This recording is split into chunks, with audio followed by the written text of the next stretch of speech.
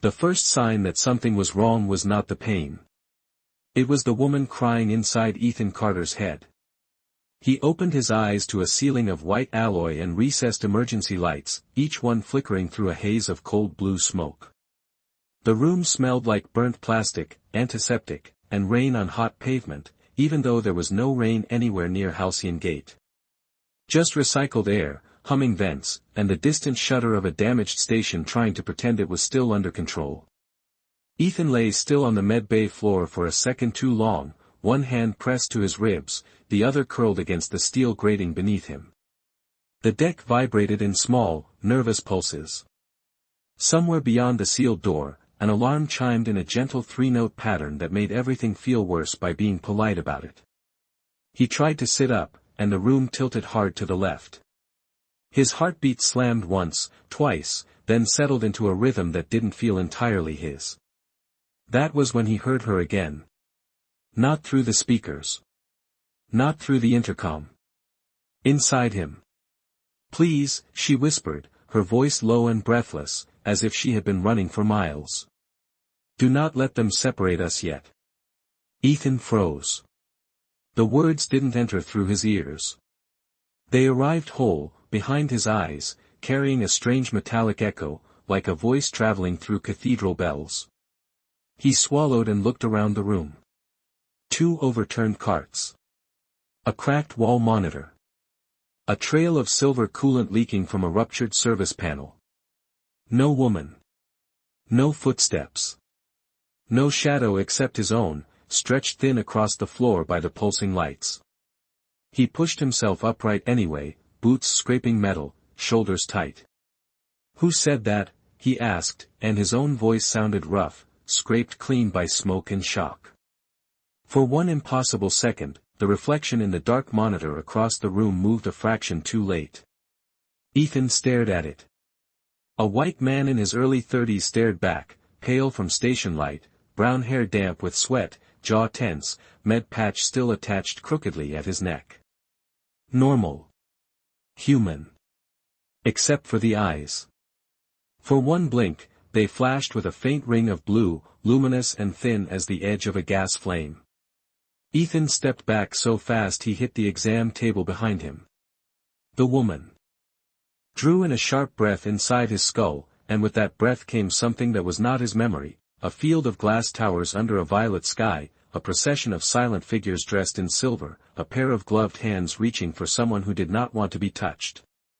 The vision vanished at once, leaving only the med bay and the dry taste of panic. "Listen to me," the voice said, steadier now, softer, almost formal despite the fear beneath it.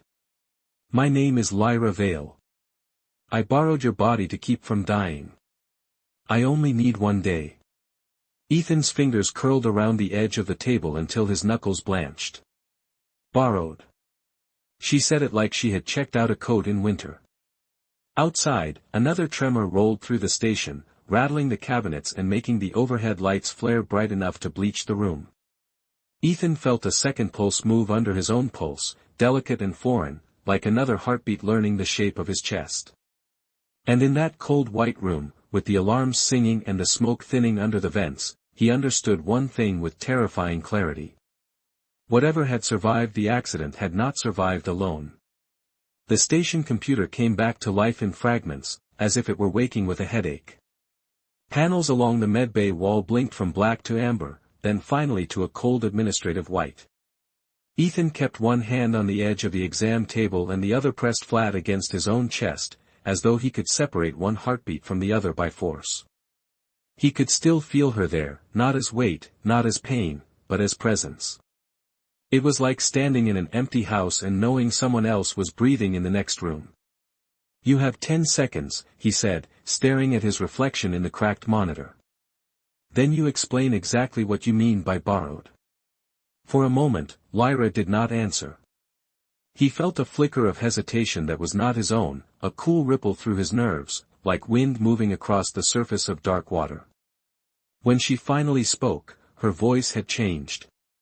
It was quieter now, less like a command and more like someone trying not to sound afraid. "Your shuttle crossed the transit field at the same moment my vessel lost containment. The discharge should have killed me. It nearly did. My people are trained to preserve consciousness during catastrophic failure. I reached for the nearest compatible neural structure. Ethan let out a short, disbelieving breath. You reached for me. Yes. Without asking. There was no time to ask. The honesty of that landed harder than an excuse would have. Somewhere above them, metal groaned softly. The station was still settling after the accident. Ethan looked toward the sealed medbay door, then back to the monitor. His face looked the same. Same tired eyes. Same narrow scar near his chin from when he had been 14 and stupid around a toolbox. But every few seconds, there was that faint blue shimmer at the edge of his pupils, subtle enough that another person might miss it, impossible for him to ignore. How long? He asked. One standard cycle of your world's rotation was the nearest translation available to your systems, she said. 1 day. Slightly less now. Ethan laughed once, without humor. That is your comforting news. It is the truth. The wall terminal beside him chirped, and lines of diagnostic text spilled across the screen. Ethan stepped closer. Shared neural occupancy detected. Temporary bioelectric integration stable. Separation not advised. Risk threshold, critical. He stared at the last word until it seemed to sharpen. Critical for who? He asked. For me, Lyra said, then after a pause, and possibly for you, if the attempt is rushed. That made him angry again, because she sounded almost embarrassed by it. You do not get to move into my body and then tell me I have to be careful. A pulse of emotion crossed the link before she could hide it. Not anger. Not pride. Shame. It arrived so unexpectedly that Ethan went still.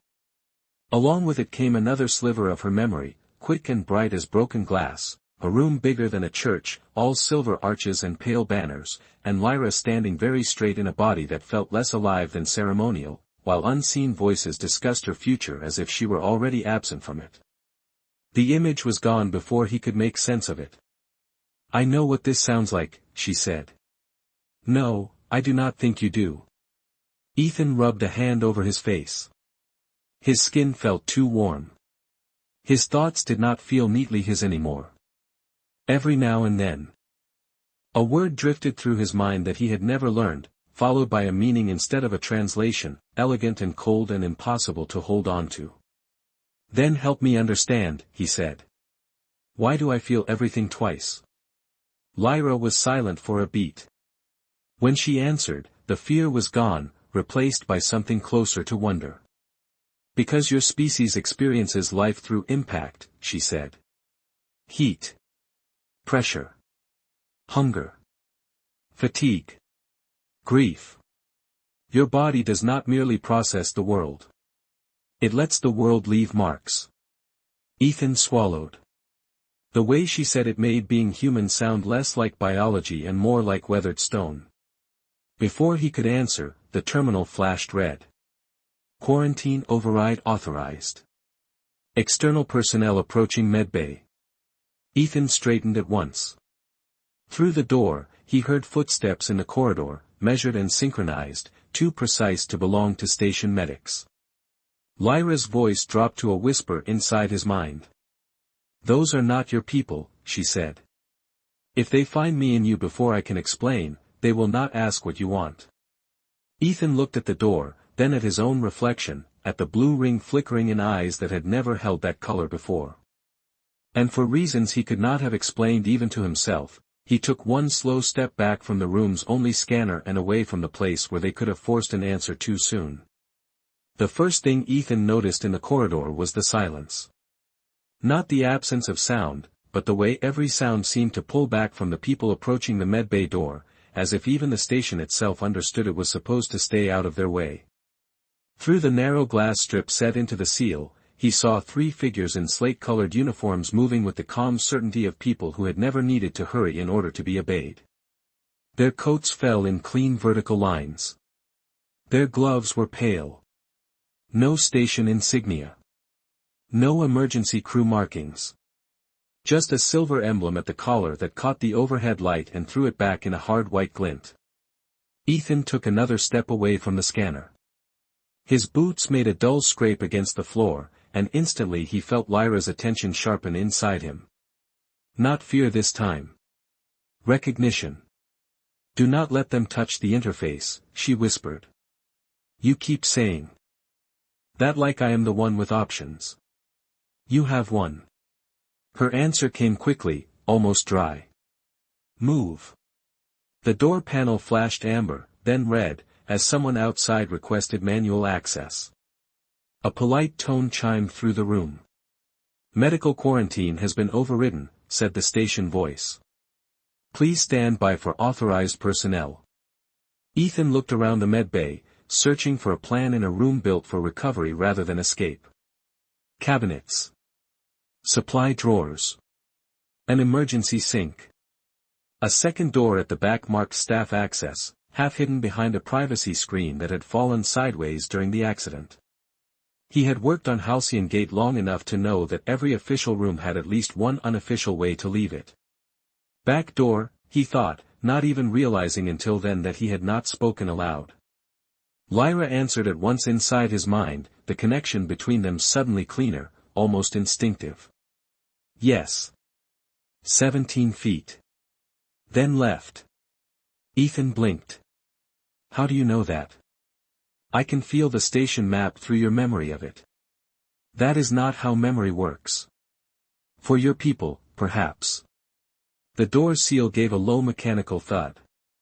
Whatever was outside had started cutting through the administrative lock. Ethan moved toward the fallen screen, every nerve in his body tuned too tight. He could feel Lyra with him now in a strange new way, not steering, not taking over, but leaning toward the same danger from inside the same skin. He shoved the screen aside and reached the staff door just as the main entrance released with a hiss behind him. Cold corridor light spilled across the floor in a sharp white rectangle. A voice, smooth and controlled, carried into the room. Lyra Vale, it said, not loudly, not urgently, but with the weight of someone speaking to a certainty. This has gone far enough. Ethan froze with his hand on the back door panel. The name hung in the air, and something in Lyra recoiled so hard it stole his breath for a second. Not panic. Something older. Something trained.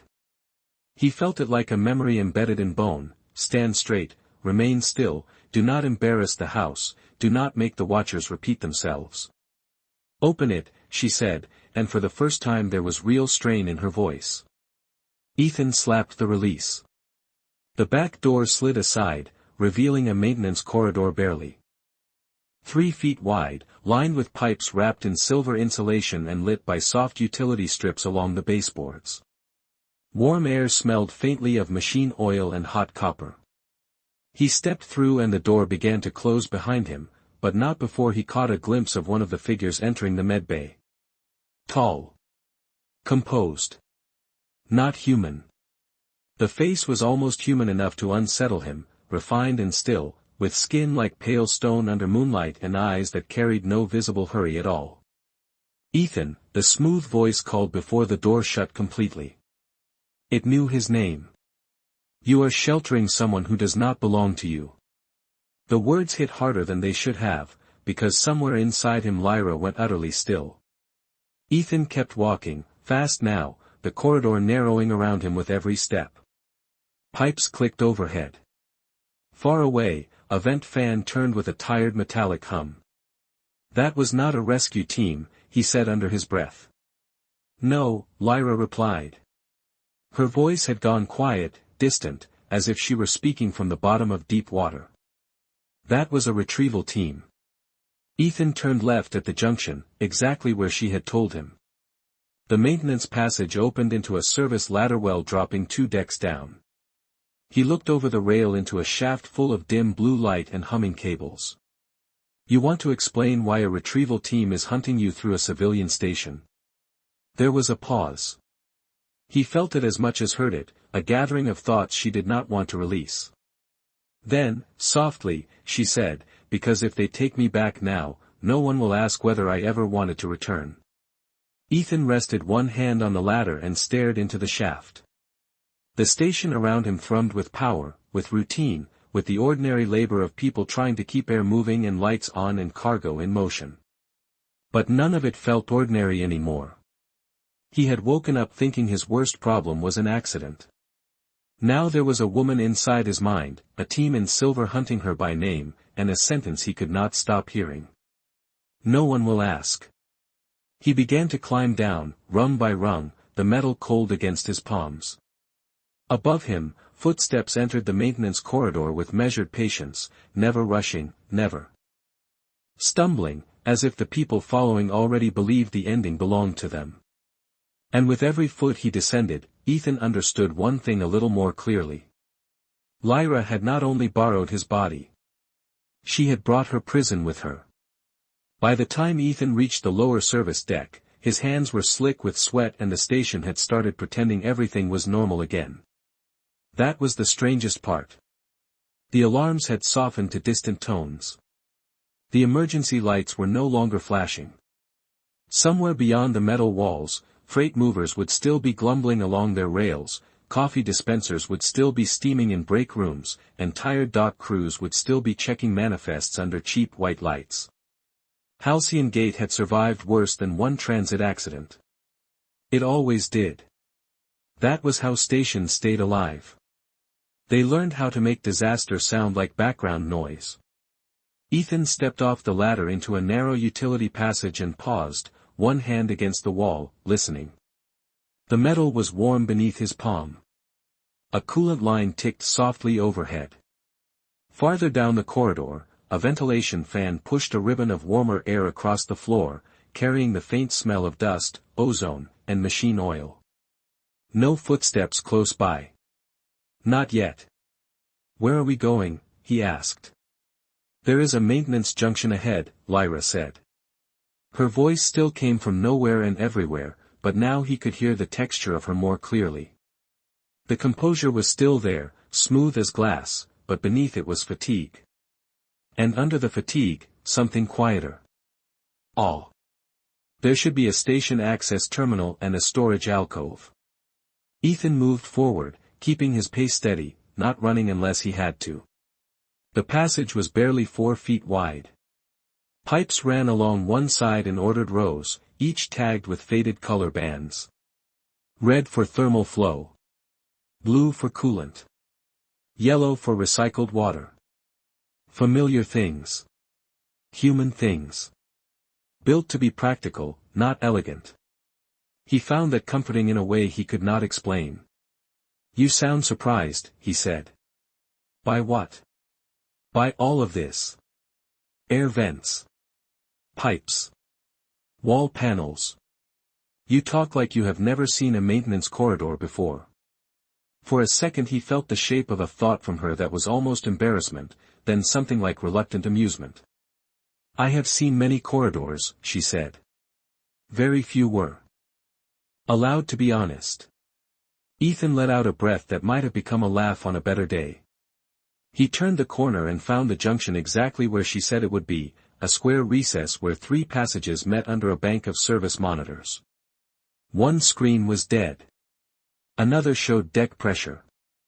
The third flickered through camera feeds from nearby cargo lanes. Beside the terminal sat a dented steel chair and a narrow supply shelf stacked with filter cartridges, work gloves, and 2 sealed emergency water pouches. Ethan grabbed one without thinking, twisted it open, and drank. The water was lukewarm and tasted faintly of minerals from the reclamation system. It should have been ordinary. Instead, the instant it touched his tongue, he felt Lyra's reaction sweep through him like a second current. Wonder. Pure and immediate. Ethan stopped mid-swallow. You are reacting to water. Yes, she said softly. It is strange. It is water. It is cold. It has weight. It changes temperature as it moves. Your mouth registers every part of it. Ethan looked down at the pouch in his hand as if it had personally betrayed him. That is what water does. Not for me. There was no self-pity in the way she said it. No performance. Just fact. Ethan drank again, slower this time, and felt her attention settle over the sensation with an intensity that made him unexpectedly self-conscious. The coolness on his tongue. The swallow in his throat. The small easing of dryness. Such a stupid thing to notice. Such a human thing. You really mean it, he said quietly. A lot of this is new to you. Lyra did not answer in words at first. Instead a feeling brushed against him, hesitant and unguarded, and with it came another brief fragment from her life. Not a full memory this time. More like the shadow of one. Bright ceremonial lights. A room that smelled sterile and sweet at once. Hands adjusting fabric at her shoulders. Voices praising poise, symmetry, restraint. A body held perfectly still for so long that stillness had become its own kind of training. Then it was gone, leaving Ethan with the water pouch half empty in his grip and a strange ache in his chest that had not been there a second earlier. He set the pouch down and wiped his mouth with the back of his hand. "All right," he said. "We need rules." "Rules?" she asked. "Yes. Since apparently I am not alone in here anymore." He crouched by the access terminal and tapped the screen awake. A station map bloomed in pale blue lines, then demanded employee authentication. Ethan keyed in his credentials and scanned the traffic notices. Partial lockdown on the upper medical tier. Security redirections across 3 commercial corridors. Unscheduled diplomatic clearance on docking ring 7. That last one sat there like a cold coin under his ribs. "Rule 1, he said. "You do not pull anything with my body without telling me first." "I have not pulled anything." "You borrowed me without asking." A pause. "That was fair." "Rule 2, if there is something chasing us, you stop being mysterious about it." "Also fair." Ethan glanced toward the camera feeds. 2 silver-coated figures had appeared on a corridor feed 3 decks above, moving calmly through a customs junction with station security giving them room. Not running. Never running. He felt Lyra go quiet again, but this time the silence between them was different. Less guarded. More tired. "And rule 3, he said, lowering his voice, "if I help you, you tell me the truth." For the first time since he woke up, she answered without any edge at all. "I am trying to," she said. "I simply do not know how to explain a life that never felt like mine until I woke up inside yours." Ethan stared at the glowing station map, at the neat blue routes laid across steel and vacuum and human routine. Then he looked down at his own hand resting on the console, at the faint tremor still moving through it, at the body he had lived in all his life without ever once thinking to be grateful for the simple fact that it belonged to him. Somewhere overhead, the station hummed on. And in the narrow maintenance junction, with warm recycled air against his skin and a second consciousness tasting the last cool trace of water through his throat, Ethan began to understand that whatever Lyra had taken from him, it was not the whole story. Some part of her had entered this body like a fugitive. But some other part had entered it like a pilgrim. The camera feed on the terminal refreshed every 3 seconds, and each refresh made the silver-coated figures look closer, even when they were not. Ethan leaned toward the screen with one hand braced on the metal shelf beside it, watching them glide through Halcyon Gate as if the station had already been rearranged for their convenience. Dock workers stepped aside. Security doors opened early. Even the timing of the lift seemed to favor them. Whoever Lyra had escaped from, they did not move through places like guests. They moved through them like memory returning to a room it had once owned. "They are cutting off the civilian routes," Ethan said. "Not all of them," Lyra replied. Her voice had grown calmer again, though now he knew that did not mean she was at ease. Calm, with her, often meant she was holding too much inside too carefully. "There is a freight transfer line beneath this deck. It will take us toward Ring 7. Ethan frowned at the screen. "You want to go toward the docking ring where the diplomatic clearance is active?" I want to go where their attention is most concentrated, she said. Strong systems usually neglect their edges. He looked at the map again and hated that she was probably right. Human security worked that way too. Guard the obvious. Trust the routine. Hope nothing intelligent preferred corners. He pulled open a lower cabinet beneath the terminal and found a gray station jacket folded beside a coil of data cable and an emergency flashlight. He shrugged the jacket on over his smoke-stained shirt, then paused as a strange pulse passed through him. Not fear. Not exactly. Something warmer. Something raw and almost childlike. What now? He asked. For a moment Lyra said nothing. When she finally did, her voice was so quiet he nearly mistook it for thought. The fabric is heavy, she said. Ethan blinked. It is a work jacket. Yes. Another small pause. It is warm. He looked down at his sleeve, at the cheap gray material rubbed smooth at the elbows from years of station use. Polyester blend. Utility weave. Nothing anyone would call remarkable. But through the link he could feel the way she was experiencing it, not as clothing, not as background, but as contact. Weight across the shoulders. Heat collecting at the wrists. The slight roughness where the seam met skin. Ordinary things, landing in her like revelations. You really did not have anything like this? He asked. Not like this, she said. My garments were chosen for symbolism before comfort. Ethan let out a breath through his nose and zipped the jacket halfway. That sounds miserable. To his surprise, he felt the shape of a smile from her, delicate and brief, like a light turning on in another room. It often was. He grabbed the flashlight and shut the cabinet. The corridor beyond the junction remained empty, but the station no longer felt like neutral ground. It felt watched. Not just by cameras. By systems. By permissions. By the invisible architecture of authority. Ethan had spent most of his life in places built by people with titles he would never meet, but today it was the first time he had felt how a structure could close around a person without ever touching them. You said there would be a chance to separate later, he said as he keyed the freight line access into the terminal. At the first exit. There should be, Lyra answered. Should be is not good enough. It is what I have. He entered his employee override, and a maintenance hatch at the far end of the passage clicked open with a soft mechanical release. Warm air drifted out carrying the smell of motors and old dust.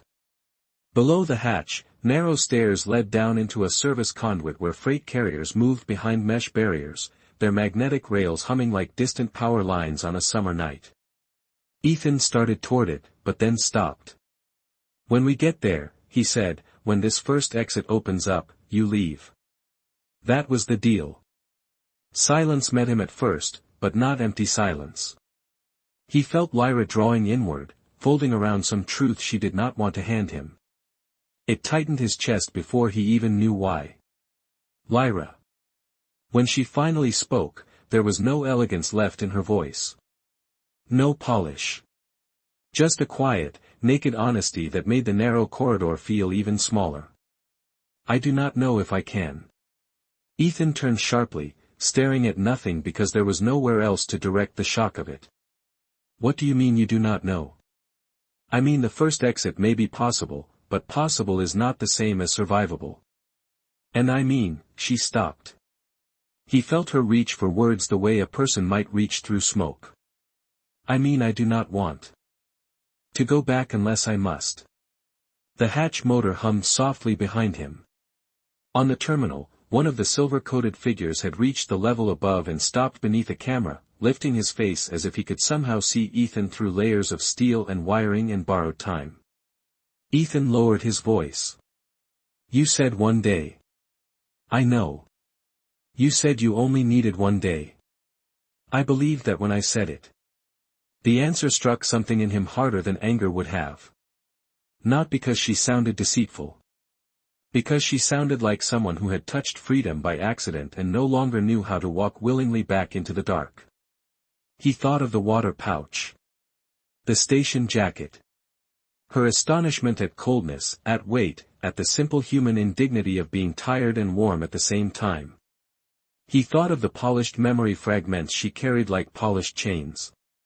And for a dangerous second, empathy slipped in where outrage should have stood. Ethan hated that. He hated how quickly another person's fear could become understandable once it had a voice. "You cannot just stay," he said. "This is my body." "I know that too," Lyra whispered. Then, with a softness that felt almost unbearable, she added, "That is why it feels different from the one waiting for me." Ethan stood there in the maintenance junction with the terminal glow washing pale blue across the floor and the freight line breathing warm mechanical air up the stairwell. Somewhere above, the retrieval team kept moving, patient as orbit. Somewhere ahead, the first chance to separate waited like a question neither of them wanted asked too soon. And in the fragile silence between one footstep and the next, Ethan realized the worst part of all this was no longer the invasion. It was the possibility that when the moment came, she might refuse to leave, and some part of him already understood why. The freight conduit carried them beneath the station like a second bloodstream. Ethan moved along the narrow service catwalk beside the magnetic rail, one hand brushing the wall for balance whenever the deck trembled under passing cargo sleds. Crates sealed in matte black polymer slid past behind the mesh barrier with a low electric hum, each one tagged with shipping codes, destination ports, and weight readouts in pounds. The air was warmer down here, thick, with the smell of heated motors, lubricants, and old dust baked for years into metal seams. Overhead, exposed pipes clicked softly as coolant shifted through them.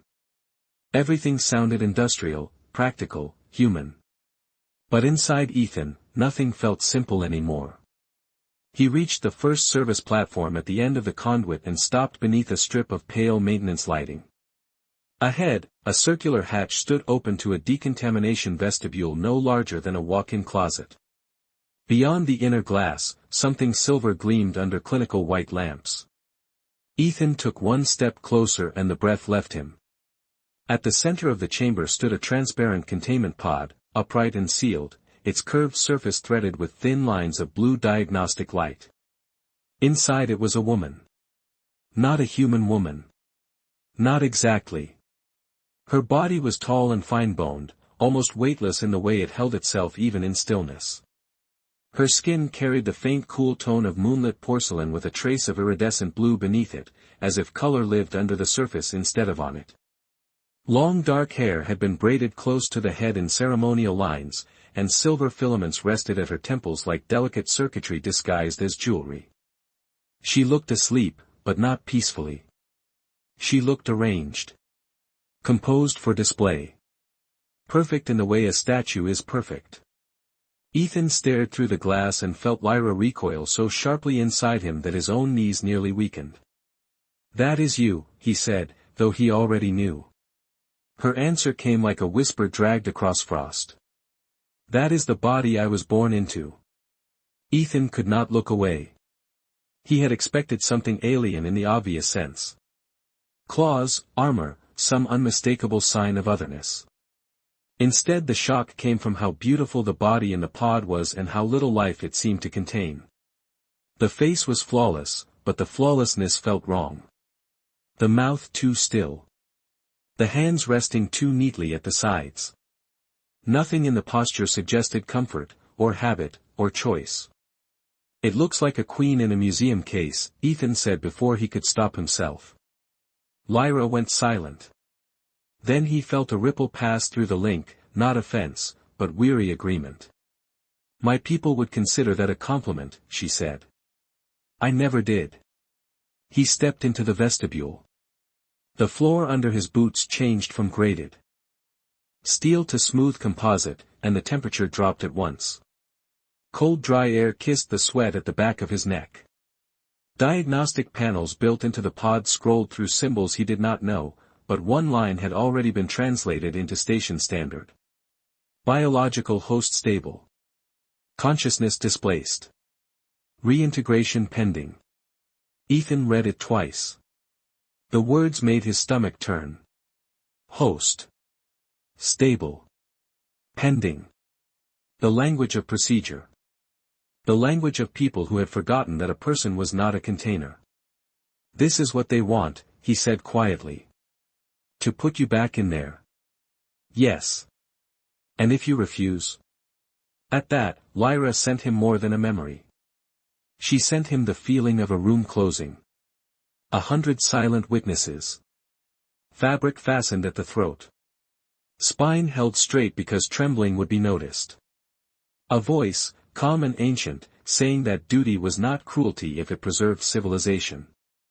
Then the sensation of lying still while others decided what her life would mean. Ethan drew in a slow breath, and the cold air tasted sterile, empty, expensive. You said your body never obeyed you, he murmured. Now I understand. It obeyed everyone else very well. The sadness in that was so clean it almost did not hurt at first. Then it did. Ethan stepped closer to the glass until his own reflection overlaid the sleeping form inside. Human face. Human jacket. Human breath fogging faintly against the pod. And somewhere inside that human frame, the woman in the glass was awake enough to dread her own return. A chime sounded behind him, soft and elegant. Ethan turned. The outer hatch had cycled closed. On the wall terminal beside it, a line of silver text appeared in station standard. Transfer corridor secured. Honored delegation arriving. Lyra's presence tightened inside him like a held breath. Ethan felt it too now, not through memory but through instinct. This chamber had not been placed here for safety. It had been staged. The first exit had never been freedom. It had been a handoff. Footsteps approached on the other side of the hatch, calm and perfectly timed, and the clinical lights above the containment pod brightened by a fraction, as if the room itself were standing up straighter for whoever was about to enter. Ethan looked once more at the silent body inside the glass, at its terrible elegance, at the stillness that everyone else had mistaken for readiness. Then he understood the truth that Lyra had been unable to say plainly. She had not remained inside him because she wanted more time. She had remained because going back would mean becoming an object again, and even one day in a human body had taught her what captivity felt like once you finally knew the difference. The first person through the hatch wore no weapon that Ethan could see. That somehow made him more dangerous.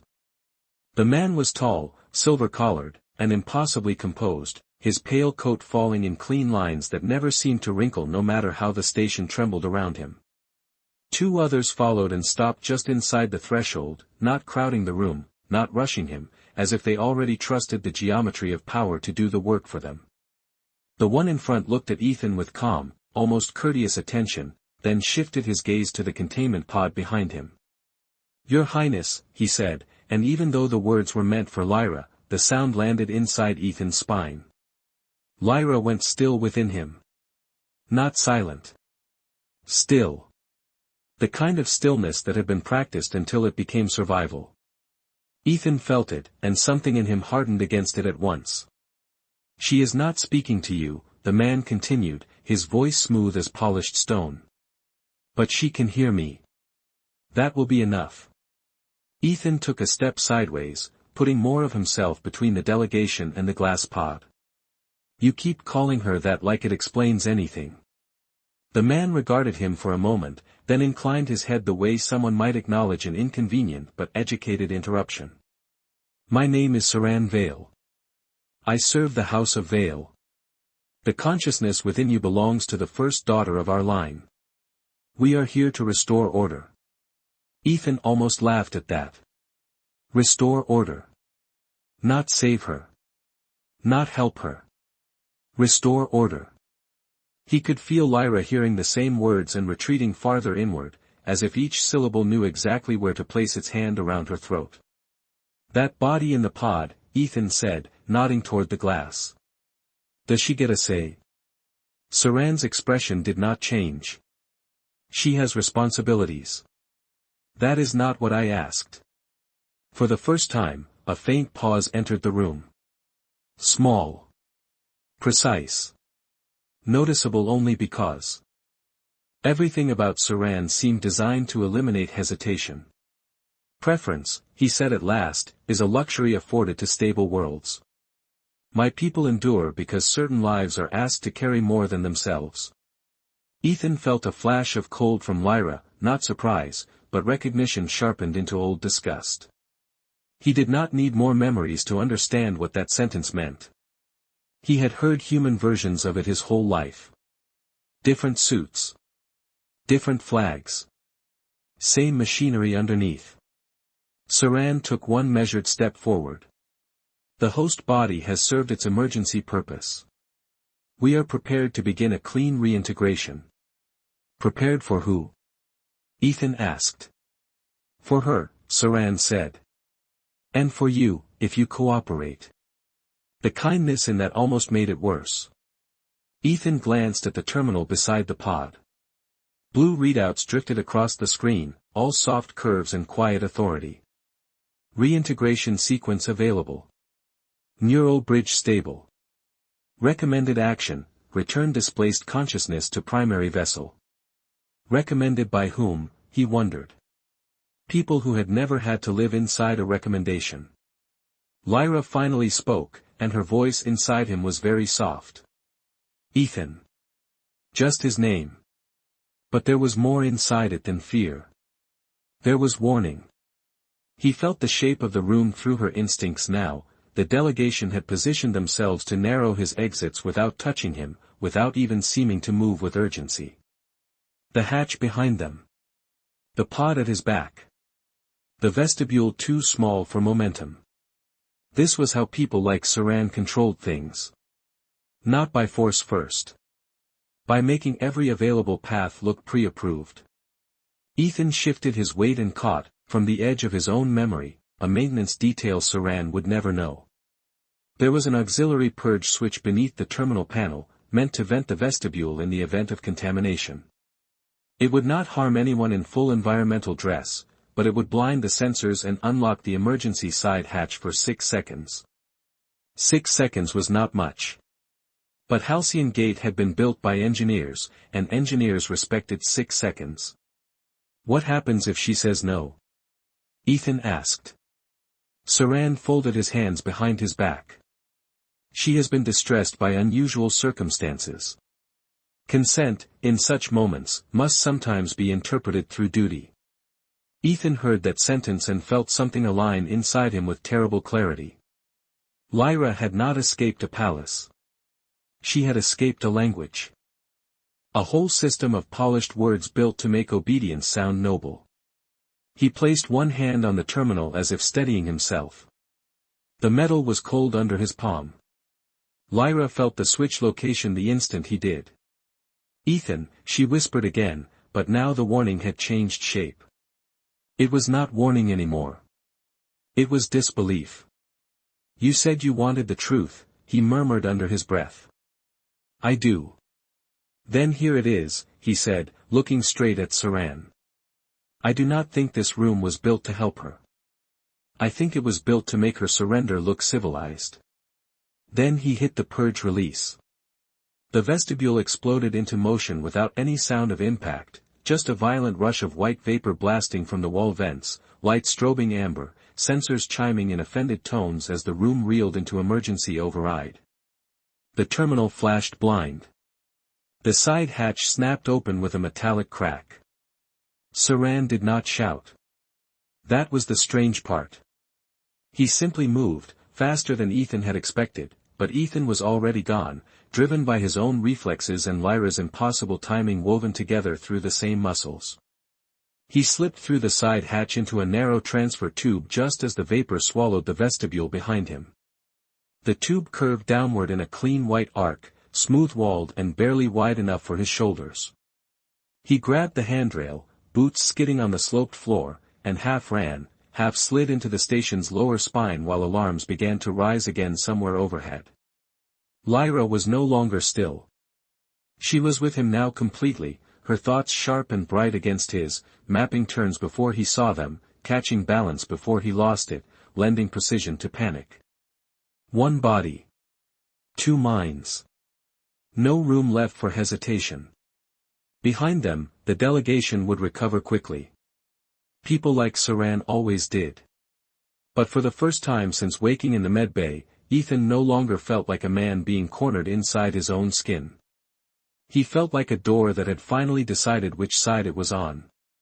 The transfer tube dropped Ethan into the station's lower transit spine, a long curved corridor of reinforced glass and brushed steel that ran beneath the cargo rings like a hidden vein. On the other side of the glass, the stars stretched silent and sharp across black space. Cut only by the slow drift of docking beacons and the blue pulse of distant traffic lanes. Inside the corridor, every sound felt magnified. His breath. His footsteps. The dry whisper of fabric at his wrists. The station had shifted into controlled lockdown now. Amber guidance strips along the floor blinked in measured intervals. Calm evacuation messages rolled from the ceiling speakers in a voice so pleasant it almost felt insulting. Ethan slowed only when the ache in his legs forced him to. He braced one hand against the glass and bent forward, breathing hard. The surface was cool beneath his palm. Through the link, he felt Lyra noticing that too, not as distraction this time, but as anchoring. "Left in 20 yards, she said softly. "There is an old customs relay there. Manual systems. Fewer remote locks." Ethan pushed away from the glass and kept moving. "You sound like you have done this before." "I have imagined it before," she said. The answer hung between them for a second, quiet and exact. Ethan reached the relay alcove and slipped inside. It was a narrow service room with a waist-high control console, a dead vending unit, and a wall of inspection windows looking out over the lower docking lattice. Dust had gathered in the corners. A maintenance calendar on the wall was 6 months out of date. Human neglect. Human imperfection. For the first time all day, it felt almost safe. Ethan shut the door manually and leaned against it, listening. Nothing yet. Just the steady hum of power through old conduits and the faint click of thermal expansion in the wall panels. "Tell me everything," he said. "No more fragments." Lyra was quiet for long enough that he wondered if she would answer at all. Then the words came, not polished now, not guarded, but worn smooth by the simple exhaustion of finally saying them. "My body was designed before I could speak. Its chemistry, its fertility, its endurance, its appearance, even the cadence of its nervous system. All of it was engineered for alliance, continuity, symbolism. I was told that this was honor. That one life shaped for many lives was the holiest function a person could serve." Ethan stared through the inspection window at the docking lattice outside, at the freight arms and fuel lines and the blinking marker lights that kept ships from drifting too close to each other. Built things. Controlled things. He had trusted built things most of his life. "And you believe them?" he asked. "I believed I had no language for refusing them," she said. "There is a difference." Ethan closed his eyes for a second. He could feel the truth of that in her voice because he had heard smaller versions of it in human lives too. Different scale. Same machinery. Families. Institutions. People calling obedience maturity because it made their world easier to manage. "So you stayed. Until the transit failure." A faint pulse of memory moved through him then, but this time it did not cut away too fast. He saw a ceremonial chamber bright as frozen daylight, silver-robed officials standing at measured distances, and Lyra in that flawless body at the center of it all, beautiful and silent and trapped so cleanly that no one would have thought to call it cruelty. Then the chamber shook. Lights fractured. Systems screamed. And in one impossible instant, she had reached not for power, not for command, but for the nearest living mind that felt open enough to survive the contact. Him. "You did not choose me because I was special," Ethan said quietly. "No," Lyra replied, "and then, after a beat, I chose you because you were near. I stayed because you were kind." The words landed harder than flattery ever could have. Ethan let out a slow breath and looked down at his own hands. Grease under one thumbnail, A healing scrape near the knuckle. Nothing ceremonial. Nothing selected by a council. Just a working man's hands. Yet through them, through his pulse and breath and clumsy human temperature, Lyra had discovered something no one in her world had thought important enough to protect. Choice. The relay console flickered to life at his touch. One screen showed local station schematics. Another showed administrative routes and emergency overrides. In the center panel, highlighted in soft blue, was an access path to Dock Ring 7 medical transfer, including one final authorized reintegration chamber 2 levels ahead. Ethan read it twice. There it is, he said. The last chamber. Lyra went silent at once. He could feel what the silence cost her. If we reach it, he said, I can force a separation. Yes. And if I do, you live. I keep my body. Everything goes back where it is supposed to. Go. He hated how thin that sentence sounded by the time it ended. Lyra answered so softly he almost did not hear her.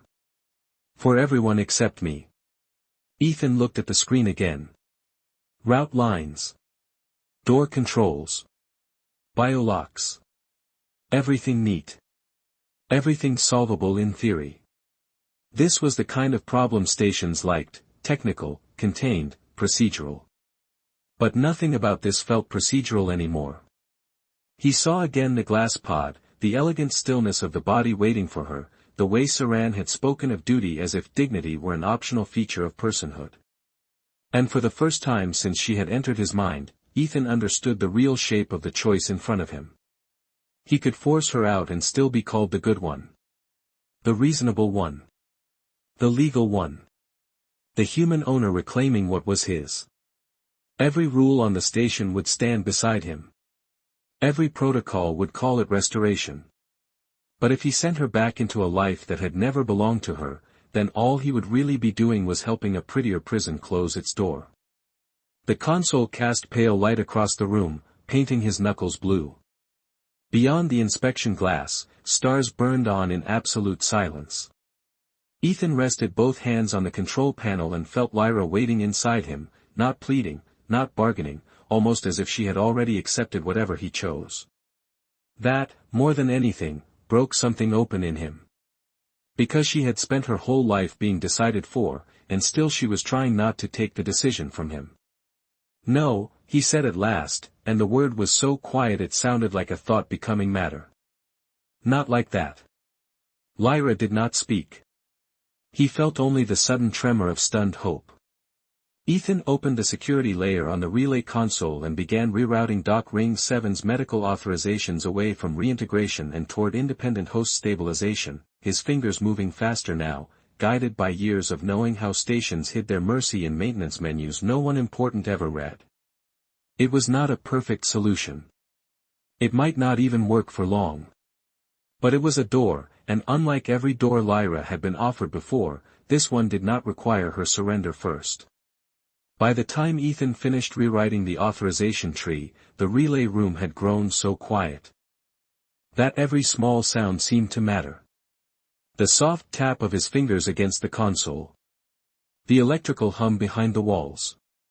The faint rise and fall of his own breathing, no longer fully his alone and yet about to become only his again. On the central display, the route to Dock Ring 7 medical transfer shifted from amber to blue. Independent stabilization authorized. Neural disentanglement permitted without sovereign override. The words sat on the screen with a kind of modesty, as if they did not realize how much they changed. Ethan stared at them for a second, then let out a breath he had been holding since the medbay. That should buy us one clean procedure, he said. No ceremonial custody. No automatic handoff. Just separation and host recovery. Inside him, Lyra did not answer right away. What he felt from her was not relief at first. It was disbelief so deep it almost seemed older than language. Then slowly, like warmth returning to hands left too long in the cold, something softer moved through the link. Gratitude. Fear. Hope. None of it loud. All of it real. Why? She asked at last. Ethan looked through the inspection window at the stars beyond the docking lattice. They had not changed. They never did. White fires in a black field, burning with or without witnesses. Because forcing you back would make me easier to defend, he said quietly. Not easier to live with. He opened the relay room door and stepped back into the curved transit corridor. The amber guidance light still blinked along the floor, but the calm station voice had fallen silent now. Somewhere ahead, a lock disengaged with a clean metallic click. Somewhere behind, doors were being opened by people who still believed the right to decide and the right to control were the same thing. Ethan moved fast, following the rerouted path toward the final chamber. Lyra guided him when the corridor forked, not with commands now, but with small shared instincts, a turn anticipated, a code recognized, a hesitation corrected before it became costly. They had learned each other in a single day the way some people never did in years, through pressure and silence and the strange mercy of being unable to look away. The chamber was smaller than Ethan expected. Not grand. Not ceremonial. Just a compact medical suite tucked behind a maintenance bulkhead, all clean white surfaces and practical equipment, built by station engineers who cared more about function than symbolism. A reclined diagnostic cradle sat at the center beneath a ring of scanning lights. Beside it stood an auxiliary biobed already occupied by a quiet, still form under a thermal blanket. Lyra's body. Not upright in display. Not framed in glass. Just resting, humanly almost, under soft white light. Ethan stopped beside the cradle. His pulse had become a loud thing in his ears. "This is it," he said. "Yes," Lyra answered. Her voice in his mind was clearer than it had ever been, not because the link was stronger, but because nothing remained hidden between them now. Ethan lowered himself into the cradle, metal and cushioning adjusting under his weight with a gentle mechanical sigh. Sensors lit around his wrists and throat. On the nearby screen, 2 biosignatures pulsed in separate colors, braided together, then slowly beginning to define their edges. He looked toward the biobed and saw Lyra's face in profile for the first time without glass between them. Even resting, even pale with strain, there was a still beauty to her that the pod had never captured. Not because of symmetry. Because now he knew there was a person inside it, waiting to come home on her own terms. "I need to ask," he said softly. "Are you choosing this?" The silence that followed was warm and full and almost unbearably gentle. "Yes," she said. "Because you did not treat me like a vessel. You treated me like a voice worth hearing." Ethan closed his eyes as the scanner ring descended in a slow circle of white light. He felt the system enter the link, careful this time, reading rather than claiming. For a brief moment, Lyra's presence moved closer to his, not resisting, not clinging, simply there. He felt again the thing she had discovered through him. The taste of plain water. The weight of a station jacket. The rough seam at the wrist. The ache of running lungs. The miracle of an ordinary body that belonged to itself. In return, she left him something quieter. Not memory exactly. A kind of understanding. That dignity was not grand. It was often just the simple refusal to let another living being become an object in a well-lit room. The separation began without pain, only a sensation like waking from a dream that had been warm enough to miss.